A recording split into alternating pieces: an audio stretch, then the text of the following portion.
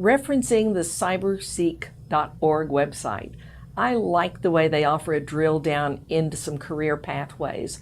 I can go in and actually select a job title. Now, obviously, I don't know for sure what's in that job, but the category of a job title is a good place to begin.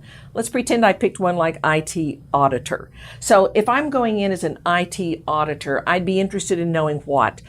First of all, how many jobs there are. What's the pay? Are these numbers going to change? Of course they're going to change, but we can still get kind of a sense of level or availability by going and looking at some examples of these pathways. So let's say IT auditor, when I looked at it, there were about 10,000 openings out there. Salaries were about $82,000. Let's say that interests me. What else would I need to look? Because of the organization of cyberseek.org, they actually provide the categories, the workforce categories that come with the NIST NICE framework. That really does help me because now I'm going to get a sense of where in the industry that role of IT auditor fits. So for an IT auditor, using those categories of the framework, I'm able to say I'd be under oversee and govern or security provision. Again, it just helps me get a handle on where that fits in the larger industry.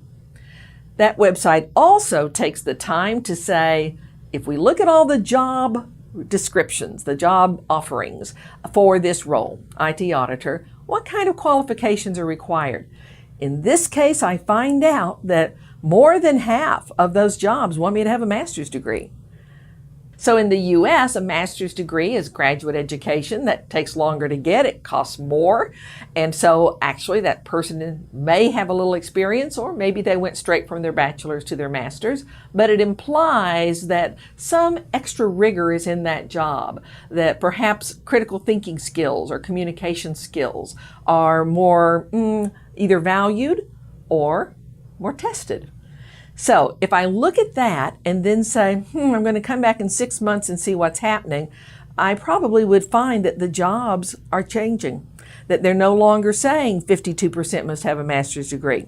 Maybe now it's only 40% requiring a master's degree. So that gives me a clue that there's a trend. Maybe that means that around the country, people just were not finding master's candidates to come into that role.